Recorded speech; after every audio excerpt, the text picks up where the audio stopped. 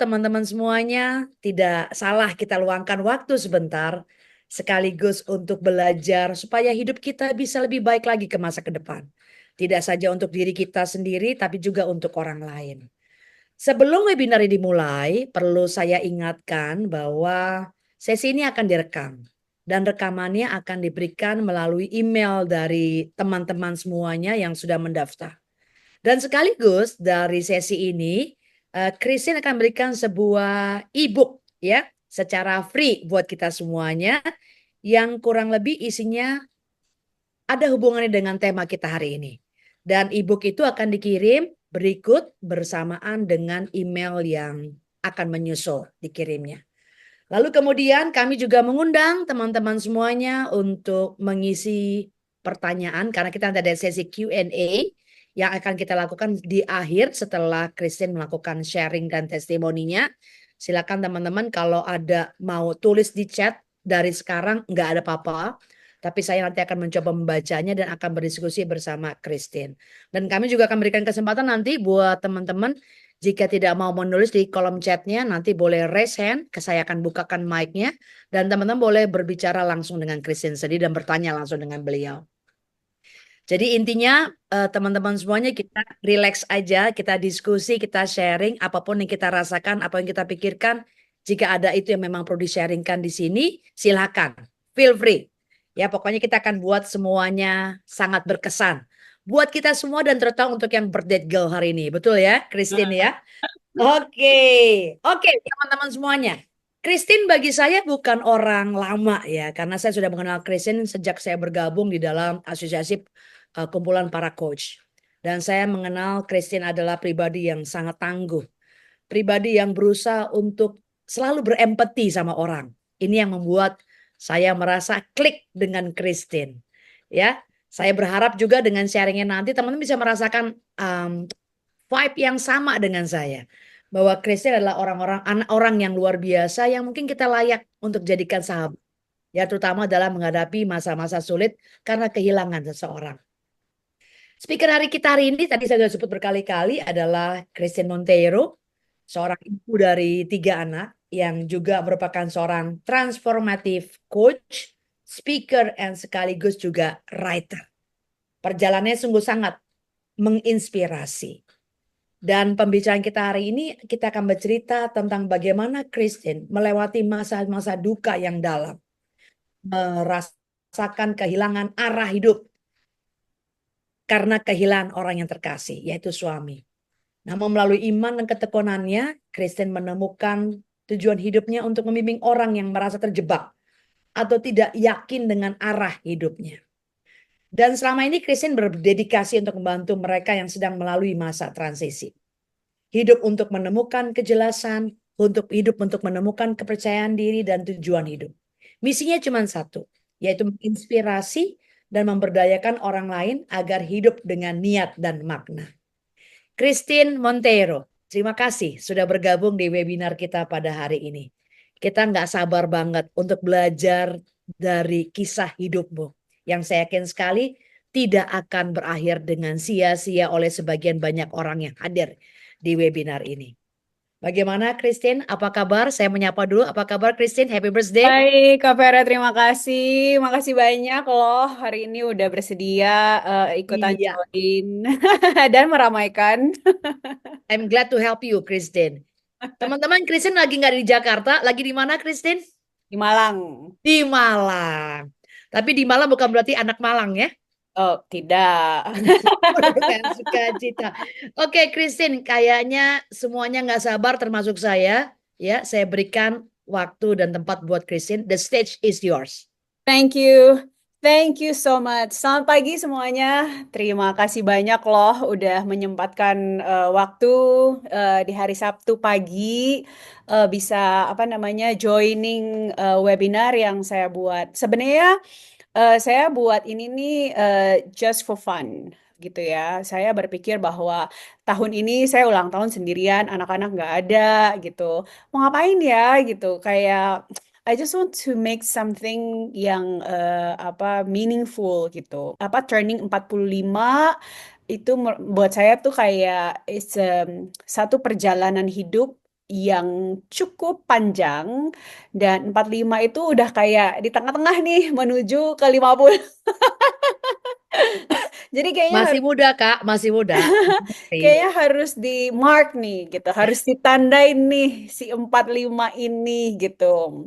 Akhirnya saya pikir bikin webinar deh gitu loh supaya bisa rame-rame celebrating gitu. Jadi nggak sendirian, sekalian saya ingin bisa berbagi perjalanan saya selama 5 tahun terakhir ini, dari suami saya didiagnosa brain cancer sampai akhirnya beliau dipanggil Tuhan 5 tahun yang lalu. Dan buat saya itu adalah perjalanan yang sangat-sangat berarti. Tidak mudah, tetapi karena kasih anugerah Tuhan, saya bisa melewatkannya sampai hari ini. Jadi santai aja. Ini bukan kayak webinar-webinar yang formal, atau buat saya malah lebih kayak sharing moment aja deh gitu loh antara satu. ya, Nah, mungkin kalau misalnya dari kalian ada yang juga nanti pernah merasakan atau ingin jump in waktu saya sharing, silakan ya gitu loh, boleh-boleh aja. Saya menganggap ini sebagai satu perayaan di mana saya bisa kumpul dengan orang-orang yang beberapa yang saya kenal, yang familiar wajahnya, beberapa mungkin yang baru. Salam kenal buat kalian, mungkin bisa di kolom chat, bisa memperkenalkan diri, namanya siapa, dari mana, bisa bisa mampir ke sini itu dari mana, itu saya akan appreciate banget ya. So, saya akan mulai. Kak Christine, kita perlu tanya nih kepada teman-teman juga sih. Are you ready to, apa namanya, menatap masa depan dengan lebih baik? Siap semuanya? Bisa di kolom chatnya tulis siap gitu ya, Kak ya? Harus siap ya. Iya, siap semuanya. Oke, Kak. Boleh. Silahkan. Untuk yang baru hadir, siap. Thank you, Kak Nadia. Untuk yang baru hadir, siap. Kak, terima kasih, terima kasih. Wow, luar biasa. Banyak yang pengen banget nih mendengarkan kisah hidup Christine dan mendapatkan makna yang meaningful. Harus ya, kita hidup Harus setidaknya. ya. Yuk, kita saksikan video berikut ini.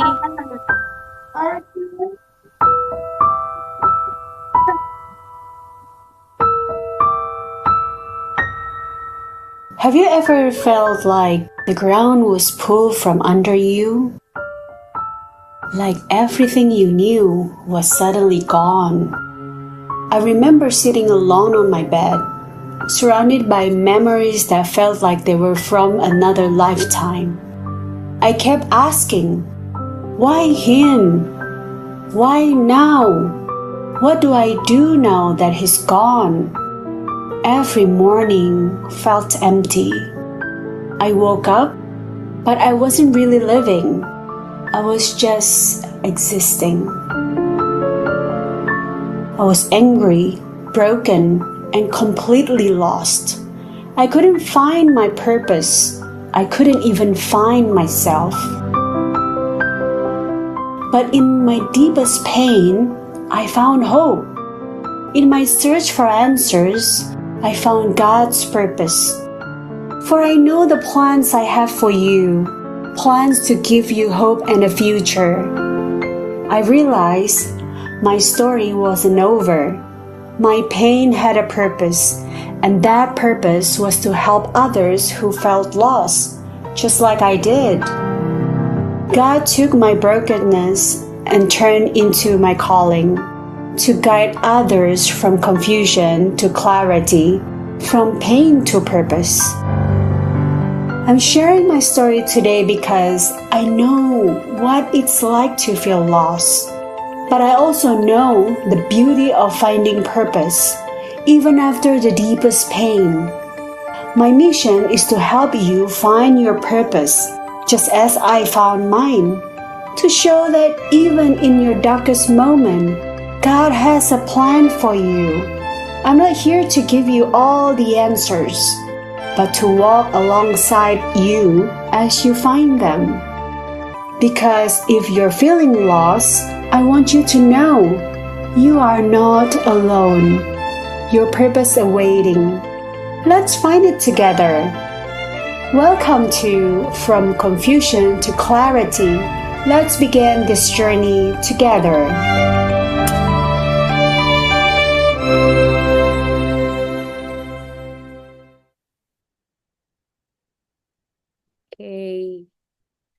Terima kasih semuanya. Udah bisa menyaksikan secuplikan ya gambaran kira-kira apa sih yang terjadi 6 tahun yang lalu. Kenapa saya memilih topik ini? Karena saya merasa bahwa banyak sekali orang-orang itu kehilangan arah dalam hidupnya. Dari polling yang ketika banyak yang mendaftar itu, kebanyakan dari orang-orang yang ingin mendaftar ini adalah karena mereka ingin hidupnya itu bermakna. Jadi nggak pengen hidupnya sia-sia, tapi nggak tahu nih gitu loh apa sih yang harus dilakukan. Dan saya sendiri pun merasa bahwa saya melakukan pencarian itu cukup lama gitu ya, bukan hanya dalam waktu 1-2 tahun, tetapi paling tidak 5 tahun terakhir ini. Dulu saya tidak sempat kepikiran, mungkin kepikiran apa yang ingin saya lakukan.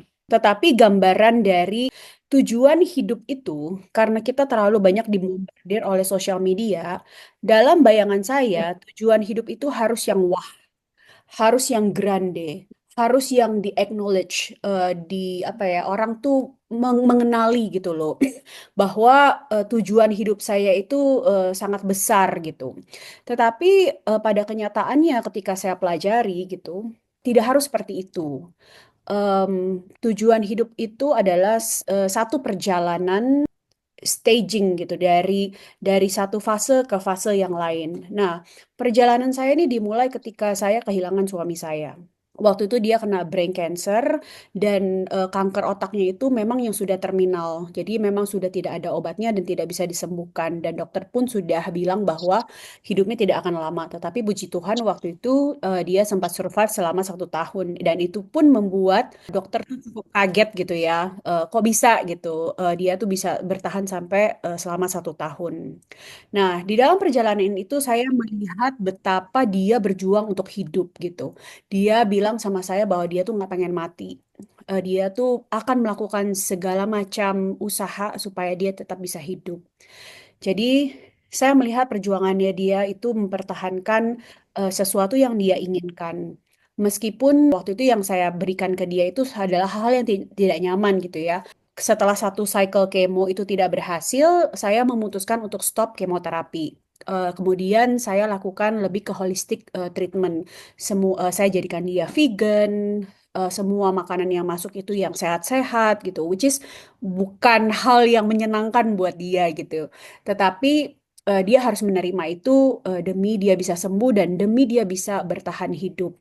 Jadi saya melihat bahwa kalau kita itu punya goal, sesuatu yang ingin kita lakukan, apapun yang ada di depan mata kita itu akan kita terabas gitu, akan kita terobos aja pokoknya saya bisa sampai ke tujuan saya, nyaman tidak nyaman itu akan saya lakukan. Jadi saya merasa waktu itu bahwa em, masa-masa kegelapan itulah di mana saya bisa melihat satu titik terang gitu. Kalau kita tidak pernah melewati kegelapan, maka kita tidak tahu yang namanya terang itu seperti apa. Jadi perjalanan saya itu dimulai ketika dia pergi. Bagaimana setelah dia pergi? Itu nggak gampang karena saya cukup marah gitu ya sama Tuhan. Tuhan kenapa sih nggak disembuhin gitu loh? Apa Tuhan itu kan luar biasa gitu ya. Tuhan itu kan hebat. Tuhan itu bisa melakukan apa aja yang ingin Tuhan lakukan gitu. Tetapi kenapa Tuhan tidak menyembuhkan suami saya gitu? Kenapa Tuhan biarkan dan izinkan ini terjadi? Dan kenapa itu harus saya? eh Ketika dia pergi, sekarang apa yang menjadi tujuan hidup saya? Dari kami selalu melakukan apapun bersama-sama, kemudian kami merancangkan mimpi kami bersama. Our future itu tuh bener-bener akhirnya terkubur dengan dia gitu loh. Sedangkan saya yang masih hidup ini harus tetap menjalankan hidup. Mm, Dan mimpinya itu pun tidak bisa saya bawa gitu karena itu kan mimpi kita berdua gitu. Kalau nggak ada dia, apa yang harus saya lakukan? Saya nggak bisa lagi membawa mimpi itu dengan saya aja yang menjalani. Terus Tuhan, kenapa harus saya gitu loh? Kenapa harus saya yang Tuhan pilih gitu untuk menjadi seorang janda dengan anak 3 waktu itu masih tanggung gitu. Jadi waktu itu usia mereka tuh 10, yang paling kecil 10 tahun. Lalu mungkin 1-2 tahun pertama itu saya tuh kayak zombie gitu loh. Saya hidup hanya untuk bertahan supaya anak-anak saya itu bisa terus melanjutkan hidup karena mereka kan harus sekolah, mereka harus tetap melewati proses-proses dalam hidup gitu. Jadi saya tetap harus support mereka untuk mereka tetap bisa apa namanya melewati hari-hari mereka. Kemudian saya mulai merasakan satu kesendirian gitu ya, loneliness gitu. Loneliness itu dalam artian yang tadinya saya punya teman bicara sekarang nggak ada, teman berbagi dalam segala kesulitan itu nggak ada. Yang paling mudah men-trigger itu ketika saya merasakan kesulitan finansial. Saya merasa ketika ada kesulitan finansial, itu ke-trigger tuh. Kenapa? Karena dulu ada dia yang bantu mikirin gitu loh. eh, kita tuh punya dua kepala dan dua orang yang berusaha gitu. Tetapi ketika dia sudah tidak ada, semuanya saya tanggung sendiri. Dan kebetulan waktu itu anak saya yang paling besar mau masuk kuliah, dan yang satu juga apa namanya baru mau masuk SMP gitu ya. Jadi pergumulan itu tuh sangat besar dan membuat saya sangat marah gitu. Dan saya tidak tahu apa yang harus saya lakukan karena waktu dia meninggal itu 2 bulan kemudian COVID gitu. Jadi saya mau kerja juga nggak bisa. Banyak orang yang bilang bahwa orang lagi apa PHK, lu malah cari kerja gitu. So it was impossible banget pada saat itu. Semakin jadi semakin saya marah, tapi di saat yang bersamaan saya bersyukur ada COVID. Kenapa? Karena waktu itu kan nggak bisa keluar rumah gitu loh. Jadi buat saya itu waktunya untuk saya mengisolasi diri dan menikmati kedukaan saya gitu loh. Kak Vera masih bisa denger nggak? Karena nih kayaknya koneksi internetnya agak sedikit terganggu. Masih, masih oke Kak. Masih oke Kak. Iya. Jadi saya pun mempergunakan kesempatan itu untuk Nah, apa embracing the loss gitu loh. Kerjaan saya tuh cuman nangis, nonton, tidur sebisa mungkin gitu ya. Jadi trauma-trauma yang ada itu waktu itu kembali apa namanya setiap malam setiap saya mau tidur semua itu kembali dan semua itu membuat saya menjadi stres gitu, trauma manggil ambulans, trauma keluar masuk rumah sakit, trauma perasaan waktu di ICU. Jadi selama 1 tahun itu saya rasanya eh, mengimun diri saya. Saya tidak merasakan semua itu karena adrenalin. Karena saya harus mengurus semua sendiri, saya merasa saya harus kuat, saya tidak bisa being emotional gitu ya. Jadi semuanya saya tahan. Sampai akhirnya beliau pergi, baru baru semua itu tuh kerasa gitu loh. Baru semua itu kerasa bahwa aduh ternyata sakit sekali. Ternyata apa yang saya tanggung selama ini tuh bener-bener apa ya sangat menyakitkan gitu loh dan tidak pernah saya utarakan. Jadi dampaknya itu cukup besar sampai ke fisik ketika dia pergi. Akhirnya saya merasakan kesendirian itu. Nggak ada lagi teman bicara, nggak ada lagi saya bisa ngelihat dia di pagi hari gitu ya. Em, Baru pelan-pelan setiap tahun itu saya merasakan bahwa Tuhan memberikan pemulihan buat saya. Jadi saya menghadapi trauma itu dari tahun ke tahun itu dengan cara yang berbeda. Setiap tahun itu saya dihadapkan oleh event-event besar yang tadinya saya tidak mau hadapi, akhirnya saya hadapi dan itu menjadi kelegaan yang luar biasa buat saya. Sampai akhirnya di titik di mana di awal 2024 itu em, Tuhan bicara sama saya melalui apa yang saya dengar di inner voice saya gitu ya, bahwa saya harus kembali ke Singapura di mana tempat itu adalah tempat pertama kita melakukan treatment dan banyak sekali kenangan-kenangan di sana. Jadi akhir tahun 2024 itu saya kembali ke Singapura, saya jalanin semua tempat-tempat termasuk rumah sakit di mana setiap hari dia itu dirawat, di treatment gitu ya. Saya datengin satu-satu, saya malah suruh teman saya ambil foto, fotoin dong gitu ya. Dan ternyata itu adalah eh, pemulihan dan kesembuhan yang diberikan terakhir justru yang paling berat, justru yang paling tidak mudah dilakukan karena bertahun-tahun itu setiap kali saya ke Singapura saya selalu skip tempat-tempat itu dan saya nggak mau menghadapi dan saya tidak mau melihat tempat-tempat itu. Tetapi saat itu saya benar-benar diberi kekuatan untuk melewati setiap tempat yang ada, termasuk rumah sakit gitu ya, eh, untuk saya bisa embrace semua memori-memori yang ada. Dan ketika terakhir saya mengunjungi rumah sakit itu, bicara dengan stafnya, para suster yang ada gitu ya, saya merasa bahwa akhirnya plong.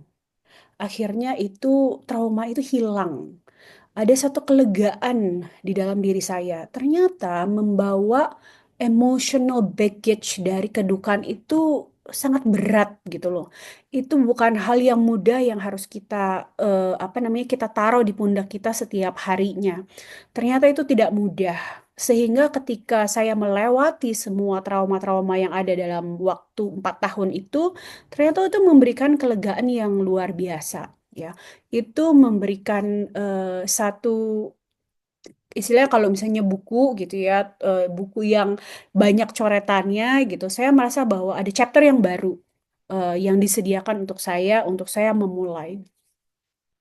Saya lalu memulai mencari tujuan hidup saya. Mulai dari apa sih kekuatan saya? Mulai dari apa sih yang orang bilang I'm good at? Um, Kualitas dalam diri saya yang ada yang bisa membantu atau membuat orang tuh merasa terinspirasi ketika bicara atau apapun itu. Saya mulai banyak mendengar dari orang-orang sekitar, teman-teman sekitar. Bukan berarti bahwa tujuan hidup kita itu bergantung dari orang apa kata orang. Tetapi orang sekeliling itu adalah orang yang bisa melihat siapa kita secara positif, kekuatan kita, sehingga kita bisa menjadikan masukan itu sebagai refleksi diri. Saya menyadari bahwa ternyata kepedihan, kedukaan, trauma, sakit yang saya alami ini sebenarnya ada tujuannya. Tuhan mengizinkan itu terjadi bukan tanpa tujuan. Tuhan mengizinkan itu terjadi dan memberikan saya kekuatan, bukan dilewati dengan sia-sia saja gitu. Dan saya juga melihat bahwa perjuangan yang dilakukan oleh suami saya selama 12 bulan itu adalah sesuatu yang tidak mudah. Terakhir di bulan ke-12, kita berdua sama-sama masuk rumah sakit. Karena secara fisik saya udah tepar, udah nggak kuat lagi, udah lelah gitu loh. Kerjaannya cuma bolak-balik rumah sakit gitu ya, tidur di rumah sakit. Kemudian saya bilang sama dia, this is not life. Hidup ini tidak seharusnya seperti ini gitu loh. Saya bilang, saya akan biarkan kamu pergi. Dan ketika saya bicara itu nggak lama, memang dia pergi. Jadi saya merasa bahwa, wow, selama ini saya yang berjuang, saya yang pushing dia untuk dia tetap fighting, tapi sebenarnya tidak mudah buat dia. Karena ketika dia pergi, terus deh gitu saya kemudian merasakan konsekuensi fisik gitu kan. Jadi saya 3 tahun terakhir itu banyak keluar masuk rumah sakit gitu ya. Ketika saya melewati MRI, ketika saya harus disuntik kontras, ketika saya harus melewati serangkaian pemeriksaan-pemeriksaan itu ternyata tidak nyaman gitu loh. Dan kasihannya dia waktu itu, dia tidak bisa ngomong ketidaknyamanannya dia, tapi dia harus jalanin gitu aja karena saya minta, karena saya apa namanya mau dia itu memang bisa sembuh gitu. Tapi ternyata ketika saya menjalani itu dan saya merasakan ketidaknyamanan, saya jadi merasa bersalah gitu loh. Saya merasa bahwa aduh, dulu dia itu menjalani seperti apa yang saya jalani sekarang. Bedanya saya bisa komplain, saya bisa marah gitu loh. Sedangkan waktu itu dia tidak bisa. Dia hanya menjalankan disuntik sana sini, apa masukin selang sana sini, dia pasrah aja gitu. Jadi saya melihat bahwa ketangguhan, resilient yang dia jalani selama 12 bulan itu untuk bisa bertahan hidup itu sangat luar biasa. Dan saya tidak mau apa yang sudah dia usahakan waktu itu menjadi sia-sia juga. Saya menemukan clarity, kejelasan itu satu melalui iman yang saya percayai. kemudian self reflection dan juga guidance dari banyak orang. Guidance dari banyak orang ini dalam artian bahwa saya mencari orang-orang yang memang punya kapasitas, kompetensi dan apa ya, em, space dan apa, satu kemampuan untuk menuntun seseorang. Jadi dalam proses yang panjang itu selama 4 tahun itu saya menghadapi banyak apa, punya mentor, punya coach, punya terapis gitu. Untuk apa? Untuk membantu saya bangkit kembali. Jadi orang-orang itu sangat berjasa dalam hidup saya untuk saya melewati trauma dan juga menghadapi apa yang ada di depan saya. Jadi ketiga hal yang saya lakukan ini sangat membantu banget untuk saya menemukan tujuan hidup saya di dalam apa, sakit yang saya rasakan. Kenapa sih menemukan tujuan hidup itu sangat penting? eh Buat saya ketika saya tidak punya tujuan hidup, jangankan tujuan hidup ya, tujuan apa yang kamu mau lakukan besok aja, kalau kita nggak tahu apa yang mau kita lakukan besok, hidup itu kayak kosong banget gitu loh. Seperti yang saya bilang, kayak zombie banget. Yang bangun ya udah autopilot aja, bangun, gosok gigi, sarapan, ke kantor, kerja dan lain sebagainya. Itu kayak rutin setiap hari bergulir begitu saja. Itu udah kayak orang yang kehilangan arah. Kayak kita masukin Google Map gitu, tujuannya kemana, tapi terus kita diputer-puterin terus nggak nyampe-nyampe gitu loh. Jadi itu kayak melelahkan sekali buat saya. Itu yang saya rasakan ketika saya tidak punya tujuan. Kemudian purpose brings clarity, fulfillment, and motivation. Purpose itu ketika kita punya tujuan hidup, itu membuat hidup kita tuh lebih jelas, terang benderang di depan apa sih yang harus kita lakukan setiap harinya untuk mencapai tujuannya ke sana. Mudah? Oh, tentu saja tidak mudah. Tapi balik lagi, purpose itu perlu waktu untuk mewujudkan. Jadi kita harus punya daya tahan yang cukup kuat dengan orang-orang di sekeliling kita yang membantu kita mewujudkannya. Em, dengan punya tujuan hidup selain kejelasan, kita juga punya fulfillment. Rasa apa ya? Rasa kayak wow, I'm so happy. Saya sudah bisa melakukan ini gitu loh. Saya sangat happy bisa berbagi. Ada kepuasan di dalam diri sendiri juga dan juga satu motivasi. Jadi ketika saya bangun pagi, saya harus ingat bahwa tujuannya saya itu apa. Waktu itu saya cuma punya satu tujuan, cuma satu aja. Itu anak-anak saya. Mungkin kalau misalnya waktu itu mereka nggak ada, eh, saya mungkin hari ini masih ya udah hidup apa adanya aja gitu loh. Di ranjang setiap 1 minggu mungkin ya nonton, pulang kerja mungkin ya nonton aja gitu. Nggak punya effort untuk creating website, creating writing gitu ya, nulis dan lain sebagainya itu kayak mungkin nggak akan pernah terpikir untuk saya. Tetapi ketika saya tahu bahwa apa yang terjadi dalam hidup saya itu bisa saya jadikan sesuatu yang bermakna, maka saya apa, mulai melakukan hal-hal yang bermanfaat gitu. Kak Kalau saya Christine, sorry Kak Christine. Kak Christine, sorry aku potong. Suaranya agak lagging ya Kak. Oke, ini Terus masih diulang lagi? masih Ya, udah baik, udah bagus ya. aman, aman. Sudah aman Kak.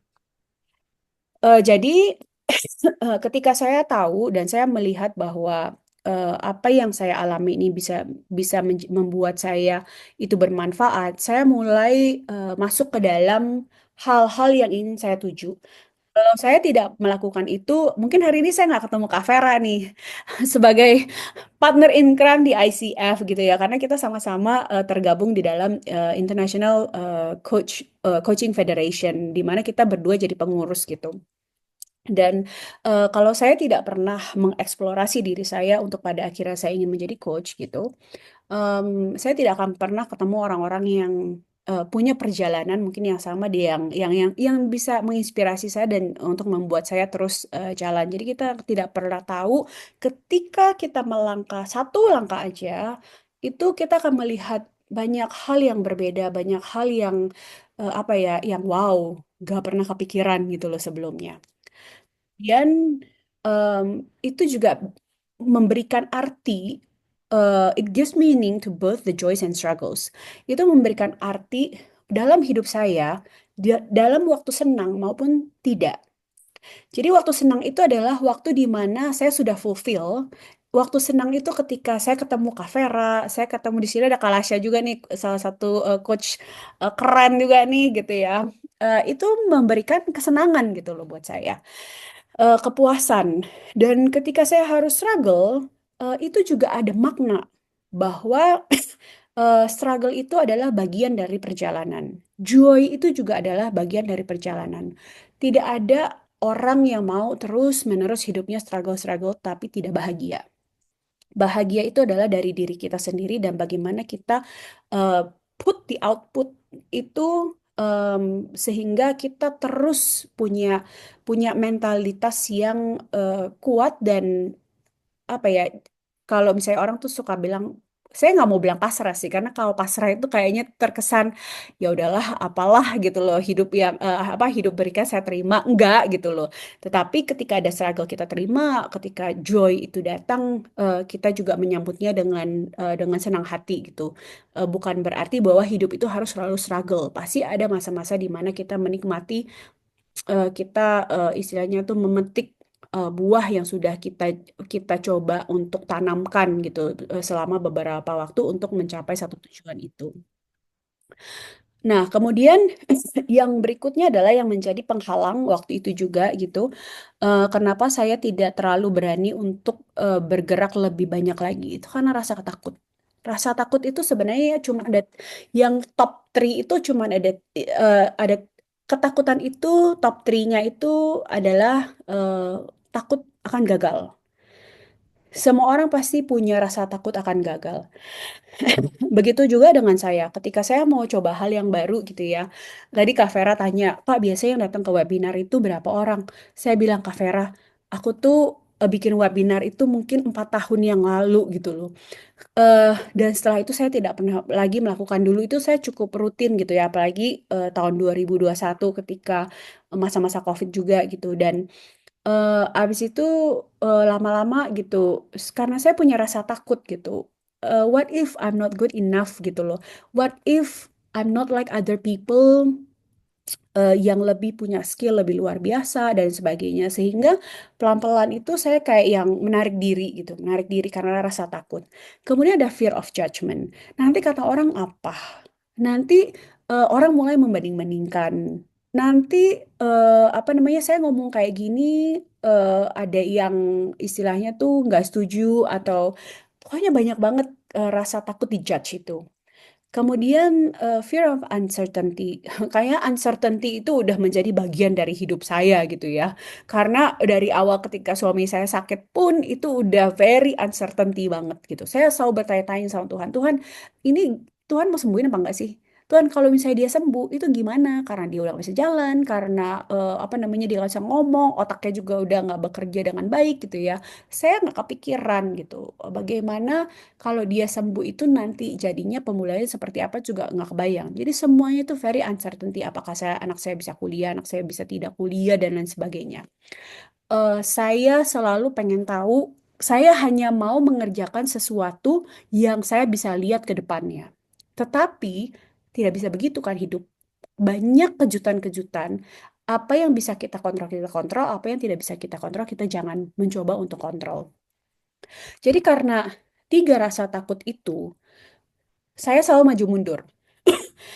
Selalu maju mundur untuk melakukan apa yang harusnya saya bisa lakukan gitu loh. Yang mungkin sekeliling saya tuh selalu menyemangati. Aduh, kayak orang-orang yang ada di webinar hari ini deh, wajah-wajah yang familiar gitu.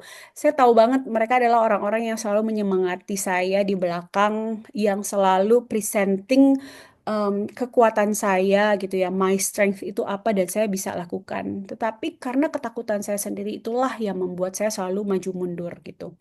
Em, di sini ada kata-katanya cukup bagus, dibilang faith is not the absence of fear, but the courage to move forward anyway. Jadi apa namanya, iman itu bukan sesuatu yang harus membuat kita menjadi takut, tetapi harusnya menjadi satu dorongan untuk kita terus maju apapun itu ke depannya. Gimana sih caranya supaya kita bisa finding our purpose gitu?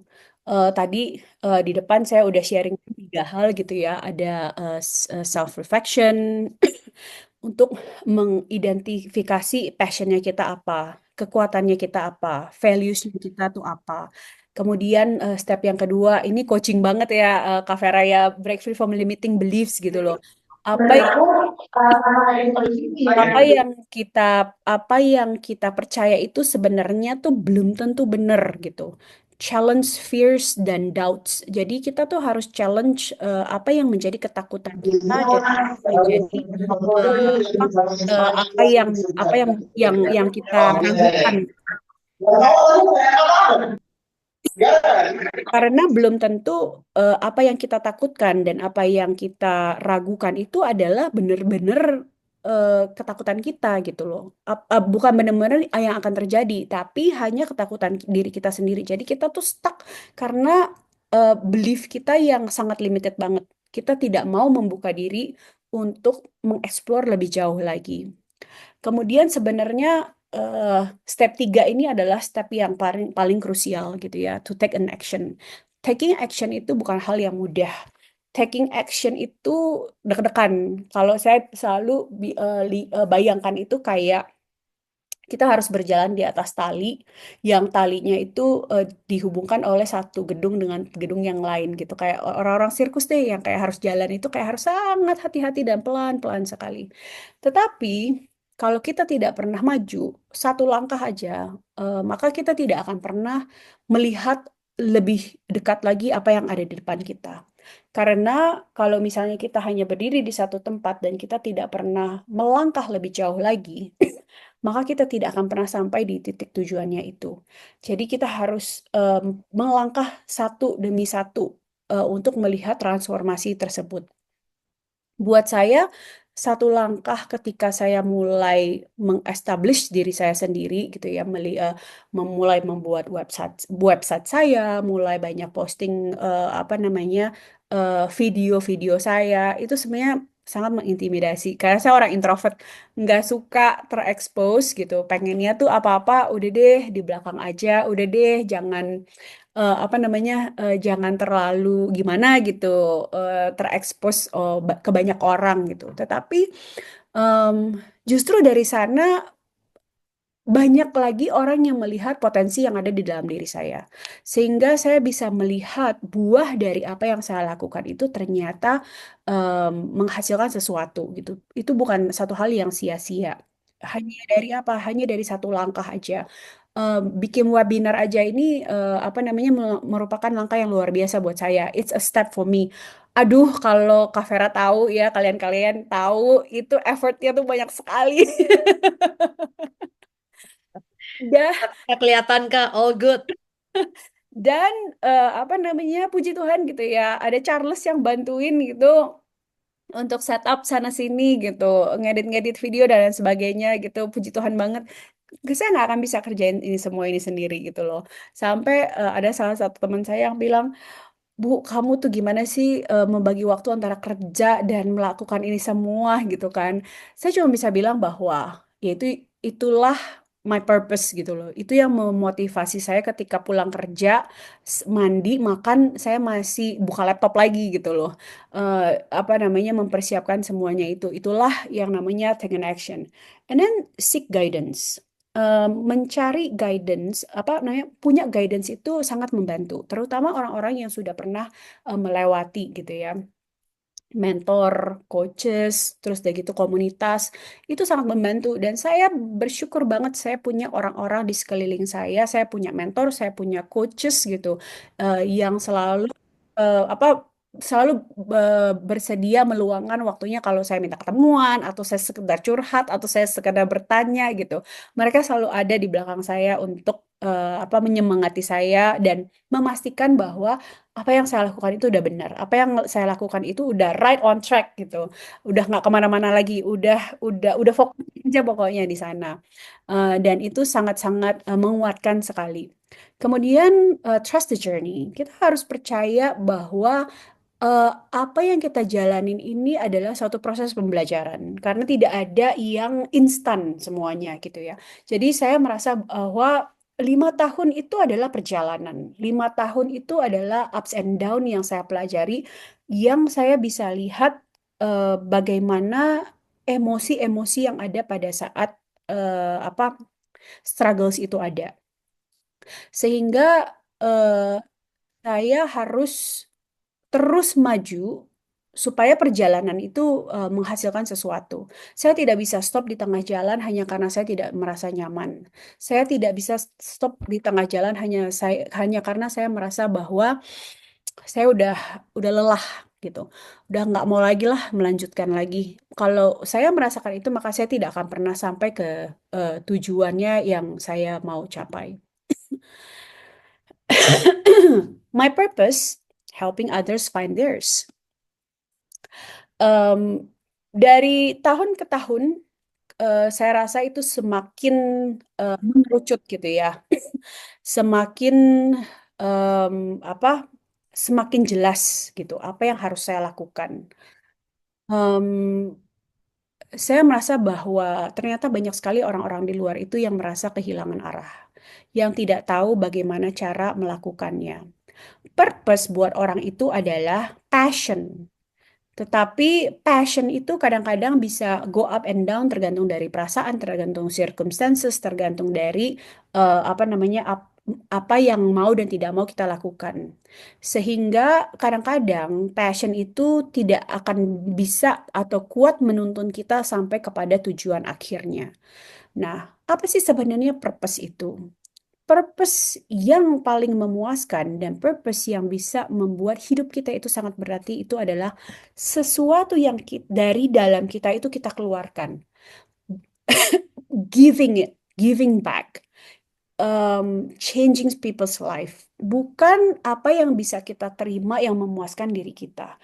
Jadi purpose itu adalah sesuatu yang kita korbankan. Kita korbankan bagi banyak orang supaya orang itu bisa bertransformasi. That is purpose of life. Saya berharap apa yang saya lakukan nantinya di kemudian hari itu menjadi tujuan hidup saya supaya banyak orang itu hidupnya bisa berubah dan menjadi lebih baik lagi. Sehingga buat saya itu adalah satu pengorbanan, tetapi pengorbanan itu menghasilkan buah yang luar biasa. Dan itu adalah satisfied tersendiri yang tidak bisa digantikan atau tergambarkan dengan apapun. Makanya kemudian menjadi transformative coaching, speaking, sharing my story is become a mission. Bagaimana perjalanan-perjalanan yang saya lewati, mulai dari parenting, mulai dari overcome the grief, mulai dari losing purpose, mulai dari mental health, semua itu in one all package yang memang saya lewati dari satu masa ke masa yang lain. Dari saya parenting anak-anak mungkin dari misalnya dari mereka kecil gitu ya, primary childhood, kemudian sampai ke mereka preteens, kemudian teenagers, sekarang saya punya anak yang young adult gitu.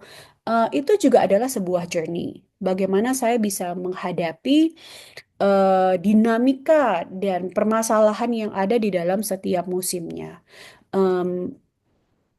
Pengalaman-pengalaman yang Tuhan izinkan terjadi itu kemudian menjadi misi saya untuk saya sharingkan supaya orang lain yang melewati hal yang sama itu mereka tidak hilang, mereka tidak terhilang, mereka tahu dan punya gambaran guidance apa sih yang harus dilakukan.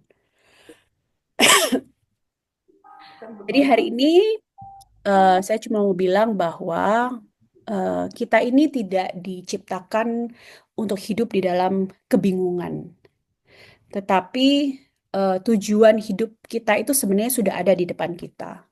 Hanya saja waktunya untuk ditemukan itu kapan dan kapan kalian mau mulai dan kapan kalian akan take action untuk itu.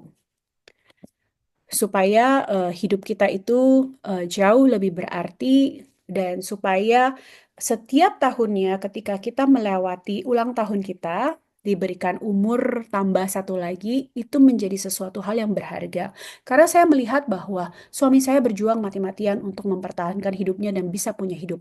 Tetapi hari ini saya diberi usia sampai ke 45, kalau saya tidak pergunakan dengan baik, saya akan menjadi orang yang sia-sia. Saya akan menjadi orang yang tidak tahu bersyukur, tidak tahu diuntung bahwa Tuhan masih memberikan saya kehidupan yang sehat, bisa melakukan apa saja, dan Tuhan kasih talenta itu untuk saya.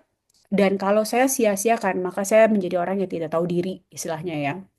Sedangkan banyak sekali orang di sana yang berjuang, pengen melakukan yang terbaik dengan kesempurnaan yang ada, dengan ketidaksempurnaan mereka, tetapi kita yang secara sempurna Tuhan berikan, secara fisik, secara mental, dan sebagainya tidak kita gunakan. Maka itu akan menjadi hidup yang sia-sia.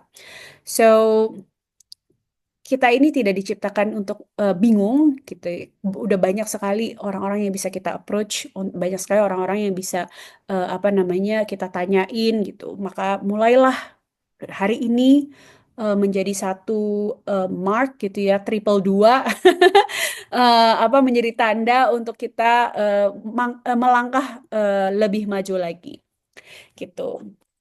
Kalau misalnya ada yang mau bertanya, silakan buka mic atau bisa di kolom chat ya, Kak Vera ya. Yes, betul sekali.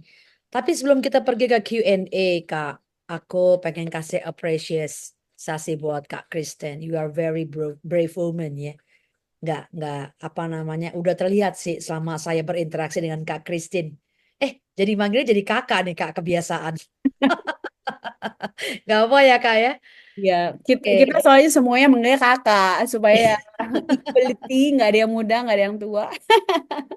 Aku kalau mendengarkan kisah Kak Christine dari depan sampai belakang, waktu di depan saya merasakan ada sebuah emosi yang sangat dalam ya saya rasakan gitu ya Kak.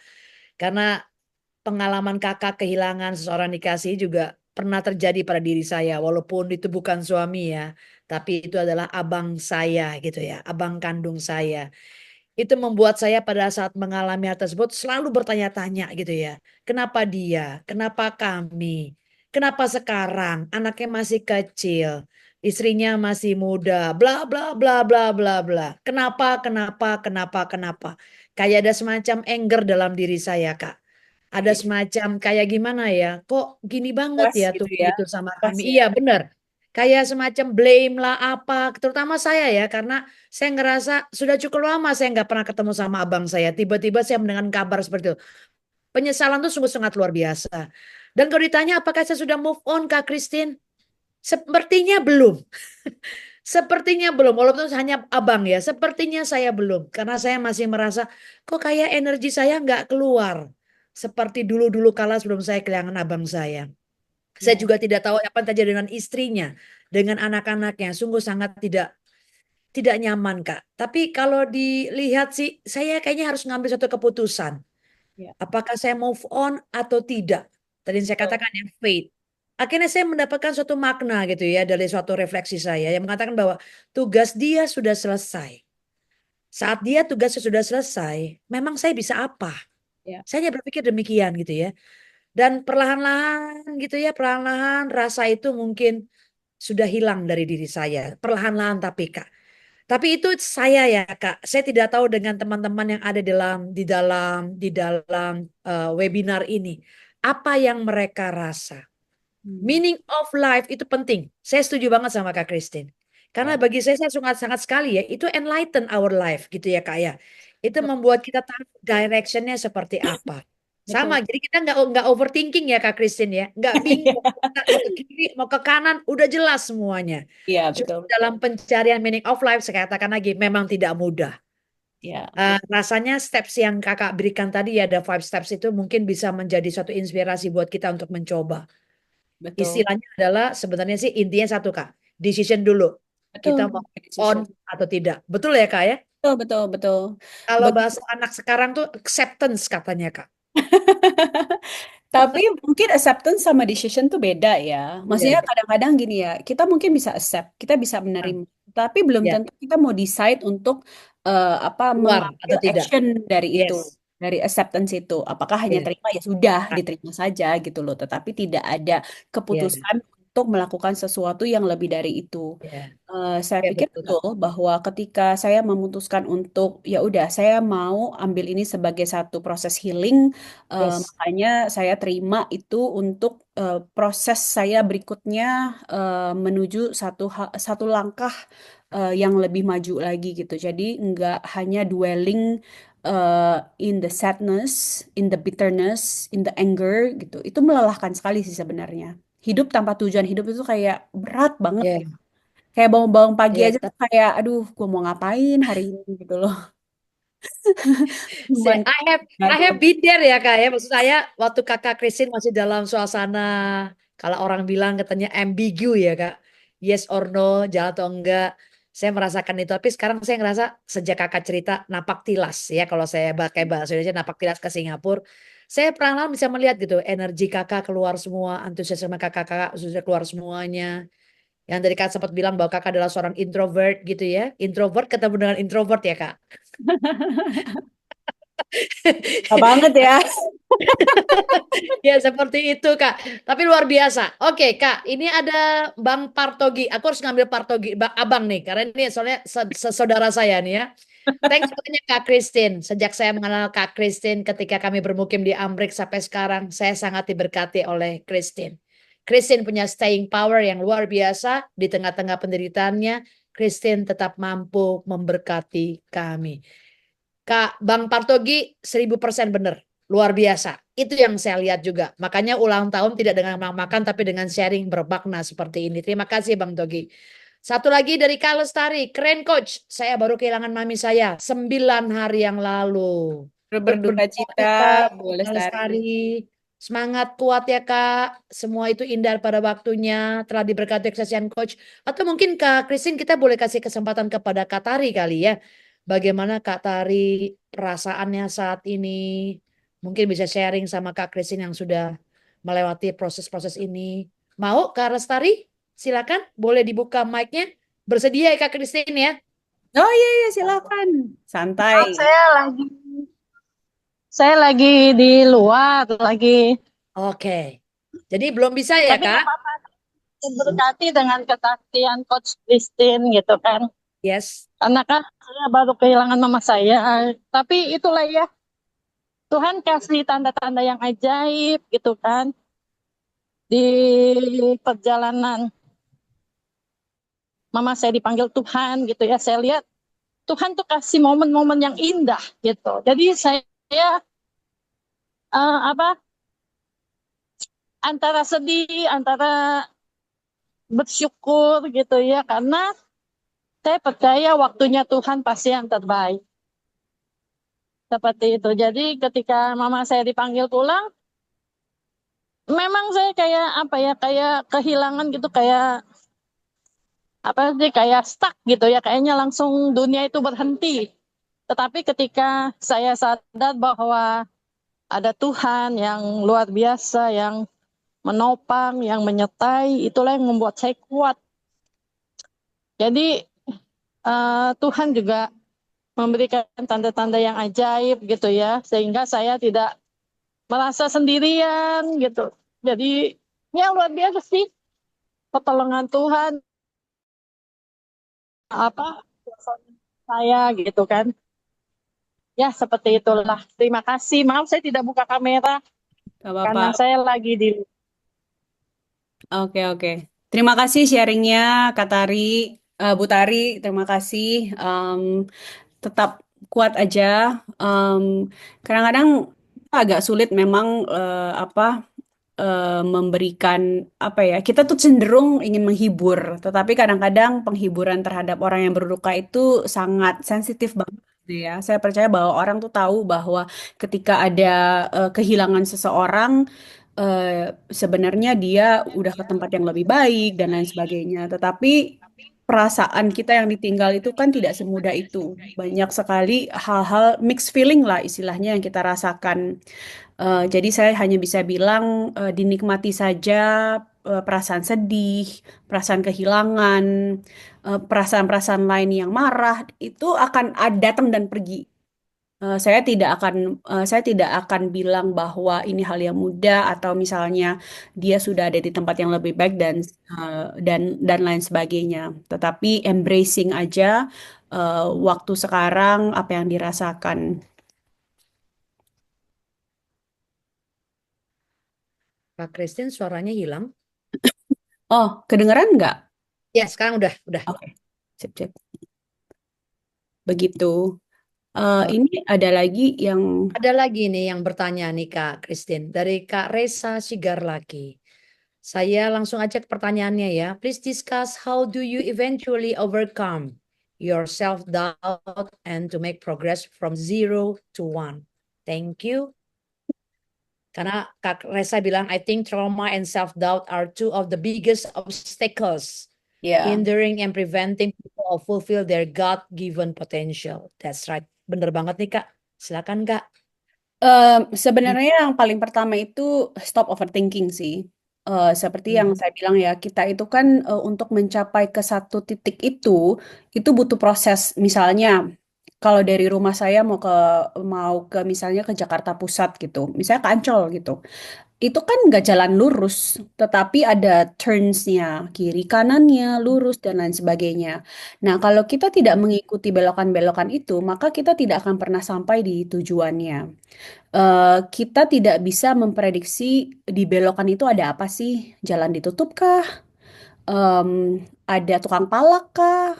Ada mobil yang lagi stop di tengah kah? Kita tidak bisa ngelihat. Kita tidak bisa overthink em, dalam proses perjalanan sampai ke Ancol itu bakal seperti apa. Karena kalau misalnya kita overthink, kita pikirkan satu persatu, maka itu akan membuat kita ragu-ragu untuk berjalan gitu loh. Contoh sederhana aja deh, sebenarnya ke Malang ini saya punya misi gitu ya. Eh, udah berkali-kali saya tuh bolak-balik pengen datang ke sini tapi nggak punya kesempatan. Akhirnya waktu itu saya pikir saya mau ngambil momentum ini deh gitu. Pas saya ulang tahun saya mau datang ke sini supaya ini akan menjadi perjalanan yang saya ingat gitu. Pada saya pada saat saya usia 45 maka misi saya ini dimulai gitu. Nah, tetapi seminggu sebelumnya itu, aduh, saya maju mundur. Hanya karena apa? Aduh, nanti kalau pesawatnya turbulence gimana? Aduh, nanti kalau misalnya apa ketakutan untuk naik pesawat aja tuh udah terjadi gitu loh. Saya nggak paham ini karena usia makin tua, jadi kalau naik pesawat gampang deg-degan gitu, atau karena banyaknya kejadian-kejadian belakangan ini gitu ya tentang kecelakaan-kecelakaan pesawat membuat saya trauma, parno gitu. Tapi ya itu overthinking gitu loh. Maju mundur. Akhirnya saya tuh baru beli tiket kayak sehari sebelumnya. Yang kayak saya tuh kayak oh my gosh, you know what? Udahlah beli aja gitu loh. Udah nggak usah dipikirin. Jadi yang saya lakukan semuanya ini adalah ya udah lakukan aja. Dan saya tipe orang yang misalnya kalau saya podcast, misalnya saya suruh jadi pembicara, saya tuh nggak pernah mau loh ngeliat atau review itu. Saya selalu cuma mau denger apa kata orang karena saya nggak mau denger diri saya sendiri gitu loh. Apa saya takut gitu, takut kalau misalnya, aduh ini kalau gua nggak puas gimana, kalau ternyata jelek gimana. Tetapi perlahan-lahan saya memberanikan diri untuk bisa mereview apa yang saya utarakan, apa yang saya bilang, apa yang cara saya bicara dan lain sebagainya. Kenapa? Karena itu sebenarnya baik buat saya. Untuk saya bisa introspeksi diri, untuk saya bisa apa namanya, apa sih yang harus yang bisa saya perbaiki supaya lebih baik lagi. Udahlah, nggak usah dipikirin kata orang. Jadi eh, saya akan menerima masukan dari orang-orang di sekeliling saya yang saya tahu bahwa ketika mereka memberi masukan itu adalah tujuannya baik gitu. Jadi kita harus apa tebang pilih siapa yang kita dengarkan. Sehingga itu tidak membuat justru malah diri kita jadi semakin minder. Eh, itu adalah satu langkah yang paling pertama yang saya lakukan itu adalah tidak mendengarkan banyak suara.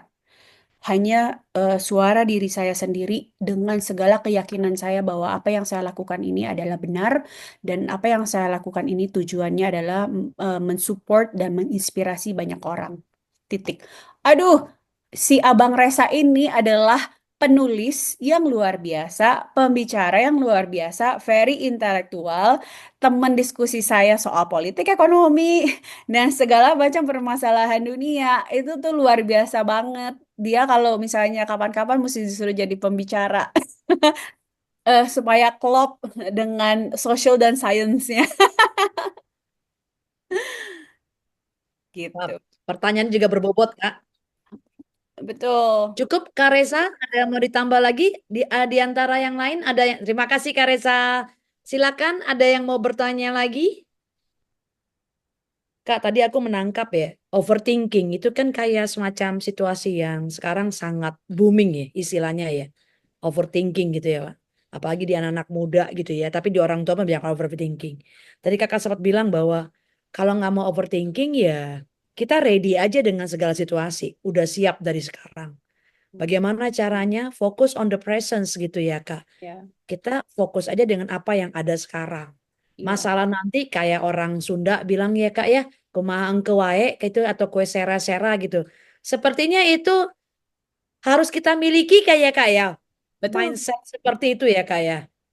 Karena sebenarnya kan overthinking itu tuh cuman antara kamu dan diri kamu sendiri. Yes, correct. Betul sekali. It's not reality. Ya, it's not involving anybody else gitu loh. Right. It's Right. just you and yourself gitu. Itu hanya ada berputar di dalam pikiran kita doang gitu loh. Yang probingnya juga diri kita sendiri. Masalahnya yang kita Hmm. create juga dari diri kita sendiri gitu loh. Tidak apa ya. Itu suatu hal yang belum tentu terjadi. Tapi kita udah mundur duluan untuk sesuatu yang belum tentu terjadi gitu loh. Ya. Agak Ya. konyol sih kalau dipikirin memang. Ya benar Kak. Kak ini ada satu pertanyaan lagi nih Natalia. Kak Natalia. Ini sepertinya juga mewakili saya nih Kak. Aduh saya banyak banget pertanyaan yang diwakili oleh teman-teman semua di sini. Terima kasih. Kak Natalia bertanya nih, terima kasih banyak waktu untuk ilmu yang dibagikan buat kami. Saya ingin bertanya, bagaimana cara menghilangkan rasa penyesalan atas hal-hal yang tidak kita lakukan untuk orang yang kita kasih sebelum dia meninggal? Kak ini mewakili saya banget. Kak Natalia, thank you so much. Silakan Kak Christine. Ya, jadi saya pun pernah merasakan hal itu ya. Tetapi Mhm. ketika saya refleksikan lagi dan saya pikirkan lagi, eh, saya mencoba memposisikan diri saya di dia gitu. Maksudnya gini, apakah benar apa yang ingin kita lakukan itu akan menyenangkan dia? Apakah benar Hmm. apa yang ingin kita lakukan itu sebenarnya bermanfaat bagi dia? Itu kan sebenarnya eh, penyesalan dari dalam diri kita untuk sesuatu yang ingin kita lakukan terhadap seseorang itu tetapi tidak terjadi dan kemudian orang itu pergi. Itu buat saya belum tentu apa yang kita sesali itu sebenarnya akan bermanfaat bagi dia. Sehingga sebenarnya kita nggak perlu semenyesal itu. Menyesal pun buat apa?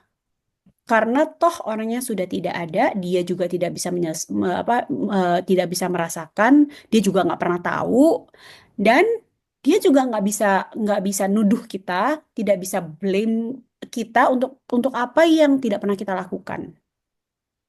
Jadi itu hanya sesuatu keinginan dari dalam diri kita sendiri aja yang sebenarnya not necessary gitu loh. Maka dari itu yang saya lakukan itu adalah saya ingin memperbaiki. Ketika saya ingin melakukan sesuatu, saya nggak mau lagi tunda-tunda. Jadi contoh yang paling konkret itu ya, sering nggak sih kita kalau ketemu temen gitu ya, oh ya kita nanti janjian ya, janjian ketemu, udah lama nggak ketemu gitu. Kapan?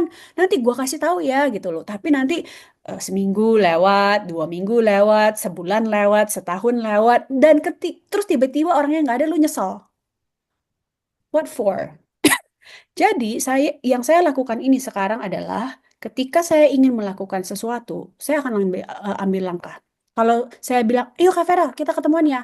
Ayo, kapan? Kita langsung tentuin waktunya. Itu juga yang membuat kita tahu bahwa orang ini serius apa enggak. Karena kalau dia benar-benar mau spend time sama kamu, dia benar-benar mau meluangkan waktu, dia akan mencari waktunya gitu loh. Bukannya kemudian menggantungkan dan besok, besok, besok, besok, besok, besok. Dan kemudian satu hari keluarlah penyesalan. Jadi udah tidak perlu disesali, tetapi diaplikasikan dalam kehidupan kita yang sekarang yang bisa kita lakukan supaya hal itu tidak terjadi kembali. Yes, benar Kak Christine. Aku rasa ini suatu pengalaman yang tidak hanya Kak Natalia aja yang apa namanya mengalami ya Kak ya. It happened to me too. Mungkin yang lain juga pernah mengalami. Ya nggak boleh menyesal kali ya Kak ya.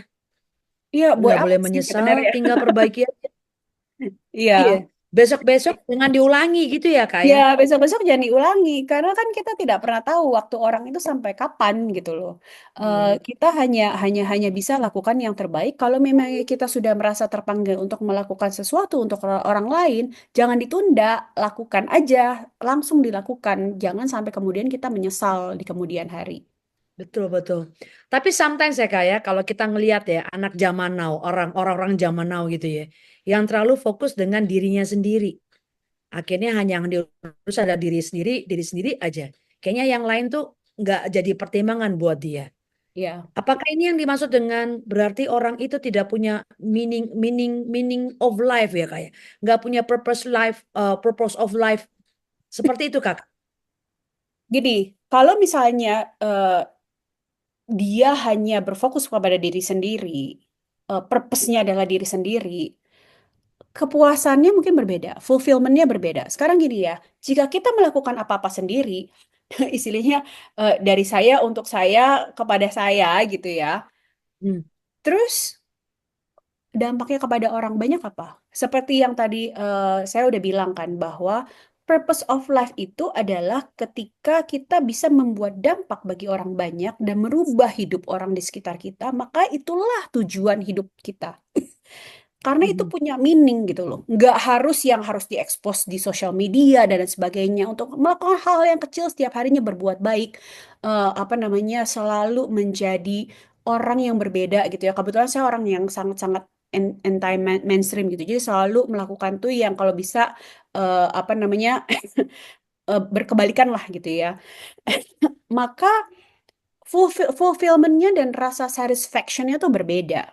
Mhm. Bukan Mhm. lagi mengacu kepada diri sendiri. Karena ketika kita itu terlalu berfokus sama diri kita sendiri, gimana cara kita memperbaiki hidup?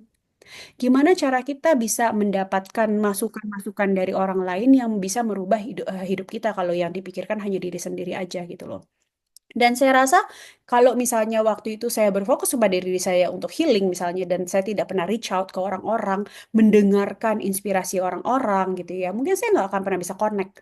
Mungkin hidup saya tidak akan pernah bisa berubah. Tetapi ada orang-orang yang sebelumnya yang sharing pengalamannya dia membuat hidup saya berubah dan membuat saya bisa mengartikan atau mengambil arti yang berbeda eh, atas apa yang sedang saya jalani gitu. Jadi apa namanya Mhm. menurut saya kalau misalnya orang yang berfokus sama dirinya sendiri itu it's no longer a purpose of life tapi lebih ke selfishness gitu. Lebih kalau zaman Mhm. sekarang bilangnya apa tau nggak? Self love. Apa sih itu self love? Itu suatu tagar yang juga lagi populer Kak, self love. Ya, apa itu self love? So if you do Ya, self love, so what? What is the impact gitu loh.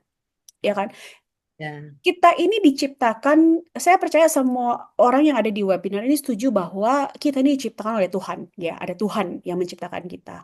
Berarti Mhm. sebenarnya kita ini itu kepemilikannya tuh bukan bukan kita gitu loh.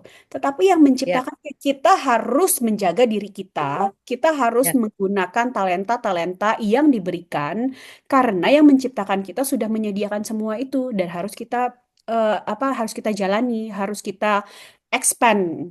Mhm. Jangan sampai kita terlalu egois itu hanya untuk diri kita sendiri saja, tetapi bagaimana talenta kita itu bisa membuat dampak bagi orang banyak gitu.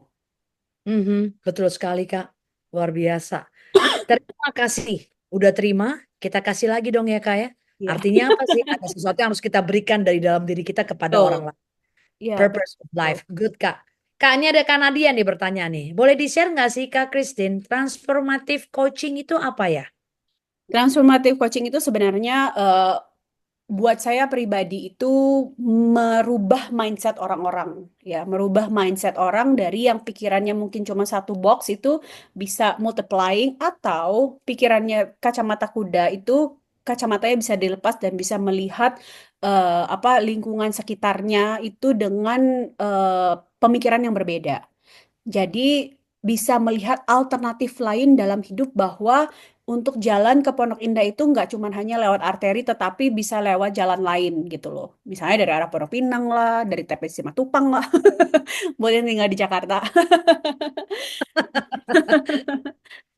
Jadi Sehingga kayak merubah ya, ya transformasi ya. merubah merubah mindset.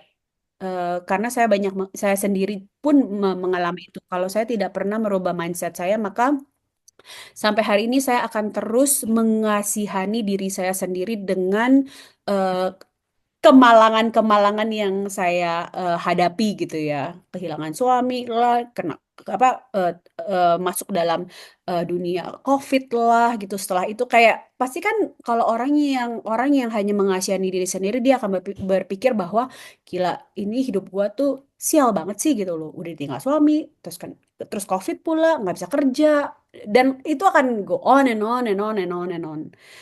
Tetapi buat saya sampai hari ini, saya selalu bilang bahwa mungkin memang Tuhan izinkan ada maknanya. Kalau tidak, Hmm. mungkin sampai hari ini saya tidak akan pernah bergantung sama Tuhan, tetapi saya bergantung sama suami saya, karena saya sangat menggantungkan diri saya terhadap dia, dan sangat berharap bahwa masa depan saya ada di tangan dia, bukan di tangan Tuhan. Sehingga Tuhan merubah semuanya itu, bahwa ya berharap sama Tuhan, ya bergantung sama Tuhan gitu loh, karena dia yang empunya segala-galanya. Hmm. Tapi Kak, aku ingin tanya sih, ini kan transformasi yang Kakak Kristen hadapi ini adalah, kalau saya lihat dia membutuhkan waktu kurang lebih 3 tahunan ya Kak ya? 4 tahun ya. Oh, 4 tahunan lebih ya. Mungkin sebagian orang mengatakan itu terlalu lama. Tapi mungkin sebagian orang mengatakan itu terlalu cepat. Artinya cukup cepat dan segala macam. Itu bagaimana ya Kak? Kalau saya sih idealnya maunya apa? Cepat-cepat keluar dari kedukaan ini. Iya. Mungkin Kak Kris ini punya saran nggak? Gimana bisa cepat-cepat keluar dari kedukaan ini? Eh, Sebenarnya saya tuh kurang setuju dengan perkataan orang-orang di luar yang bilang bahwa take your time. Ah, Apa yes, betul. grieve as long as you can, as long as you want gitu ya. Saya agak kurang setuju dengan statement itu. Karena apa? Karena menurut saya grief itu kan sesuatu yang di carry itu sangat berat ya. Kalau Yes. itu dibiarkan berlarut-larut terlalu lama, hidup kita tuh jadi nggak meaningful. Hidup kita tuh berat gitu loh setiap harinya, dan orang tuh jadinya tuh numb dengan hurting itu, sehingga relasi dengan orang lain juga tidak baik. Ya, Buat saya cepat atau lambatnya itu sebenarnya tergantung dari diri kita sendiri. yes. Bukan masalah siap atau siap, mau atau tidak mau, kita Siap. keluar dari situ. Ya. Kita keluar dari grief itu. Eh, Seperti yang saya bilang, saya 4 tahun itu setiap tahunnya itu menghadapi trauma yang berbeda-beda. Mhm, Sehingga proses healingnya itu juga setiap tahunnya tuh beda-beda. mhm, Tetapi karena saya mengambil keputusan, saya mau keluar dari situ, lelah gitu ya, maka saya menghadapi dan saya hadapi trauma-trauma tersebut, dan sakit-sakitnya itu saya hadapin. mhm. Karena kalau misalnya saya belum sembuh hari ini, ketika saya cerita tentang suami saya masih bisa nangis sih. Karena waktu 1 tahun 2 tahun pertama itu setiap kali cerita beliau itu pasti berkaca-kaca, pasti kayak sedih Ya. kepikiran lagi. Sedangkan Hmm, sekarang buat saya itu semua adalah kenangan yang manis, kenangan yang indah yang kita punya, dan sekarang udah nggak ada lagi gitu loh. hmm, Semua itu memang tinggal pada akhirnya yang tertinggal itu yang manis-manis, yang baik-baik. hmm. Untungnya yang tidak baik itu tidak tidak lagi diingat gitu loh, karena ya orangnya udah nggak ada juga, ngapain diingat-ingat gitu. Ingat aja yang baik-baik, yang manis-manis gitu. Jadi itu tergantung dari Nah, bukan kesiapan kita mau atau tidak mau untuk bisa keluar dari situ. Percayalah, ya, ketika kita keluar dari situ, maka hidup kita itu akan jauh lebih apa baik. ya, lebih Jauh lebih plong, indah. Yes, lebih lebih plong. plong gitu. Melangkah Gak itu membawa kayak beban yang happy berat. gitu. Iya, betul. Oh, Kak Christine, ini kan waktunya sudah mau selesai ya. Kalau boleh aku kasih kesempatan buat para hadirin yang hadir di webinar ini yang mau open mic dan sharing atau bertanya langsung dengan Kak Christine, diperbolehkan loh. Ada? Silakan raise your hand. Siapa tahu dengan two-way communication akan jauh lebih enak. Biar cepat plong. Ada? Ya, cepat pulang. Benar-benar. Ya. Ready or not, this is the time. Ya, Yes. Kak. Siap atau nggak siap, inilah waktu Keputusan kita. is a decision. Iya, decision. Oke. It's a Sepertinya decision. nggak ada nih Kak Kristin. Bener ya teman-teman semuanya ya. Kalau memang tidak ada, sekali lagi kita give applause untuk Kak Christine dong. Yang luar biasa, sangat Thank you berani, semuanya. sangat antusias ya menceritakan sharingnya. Dan saya yakin sekali itu bisa memberikan suatu arti buat kita semuanya.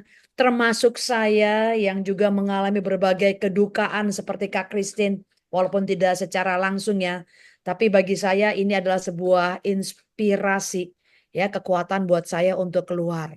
Banyak sekali yang kita pelajari dan saya yakin juga pasti teman-teman yang hadir di sini juga pasti banyak mendapatkan sesuatu, insight tentang apa yang harus kita lakukan. Oke, sebagai penutup Kak Christine, boleh ingin menyampaikan sesuatu biar nanti kita bisa tutup dan kita bisa foto bersama. Boleh Ya, Kak? saya pengen ucapin terima kasih banget. Pak Bambang yang udah datang, Resa, Bang Togi. Bang Togi nggak tahu jauhnya ada di mana sekarang. Terima kasih banyak udah nyempet-nyempetin. Felicia, kita akan hangout bersama setelah ini. Happy banget bisa ada di sini juga. Udah gitu ibu-ibu rumah singgah yang luar biasa, Bu Lestari, Bu Leni, terus yang saya bisa lihat Bu Wiwi, thank you banget udah nyempetin waktu. Buat teman-teman baru, sama Bu Esther juga ada di sini. Eh, buat Kak Farah, tadi ada Kak Lasya, masih ada nggak ya? Ada Kak Lasya juga. Thank you so much udah luangin waktu, sempet-sempetin mampir ke ulang tahun saya. Buat teman-teman yang baru, makasih banyak. Semoga kita terus berteman. Oh, ada coach saya di sini si Fahri yang datang dan pergi. Terima kasih juga udah mampir. Buat teman-teman baru, ada Beatrix di sini, ada yang nama belakangnya Mbak Rita, Natalia, Nadia, Foni, Erika, Bu Yusti. Terima kasih banyak udah meluangkan waktu. Saya cuma bisa bilang bahwa eh, keputusan itu jangan ditunda-tunda karena kita nggak pernah tahu hidup kita itu sampai kapan, dan kita nggak pernah tahu kapan kita meninggalkan dunia ini. So jangan buang waktu itu. Ketika kita punya kesempatan dan kita masih ada waktu itu, waktu yang diberikan itu masih ada, itulah saatnya kita mengambil keputusan untuk melakukan sesuatu yang berarti gitu ya. Nah, untuk mengabadikan, mungkin bisa pada buka Kamera. kameranya. Ya, baru aja kalau ngomong ini sesi yang penting juga soalnya Kak Christine.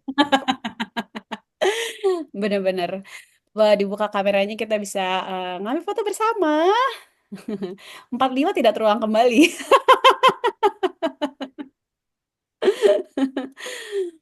Thank you, thank you. Aku ambil ya, Kak ya. Ya, silakan. Yuk Oke, kita sama-sama foto, give a best smile. Satu, dua, tiga. Silakan Kak satu, Christine. dua, tiga. Ini cuman apa namanya, nggak sampai berjilid-jilid kok, sekali lagi ya. Lumayan loh Kak, ada 22 juta. Iya. Satu, dua, tiga. Thank you semuanya. Terima kasih banyak. Terima Sekali kasih lagi Christine. Terima yang kasih kepada merespon. semua yang telah bergabung hari ini. Semoga hari ini menjadi hari yang penuh dengan inspirasi untuk kita siap menemukan tujuan kita semuanya. Terima kasih juga untuk Charles. Sekali lagi, selamat ulang tahun untuk Kak Christine. Panjang umur, semakin diberkati, sehat selalu, sukacita selalu. Terima kasih Kak. Makasih. Sampai jumpa buat teman-teman.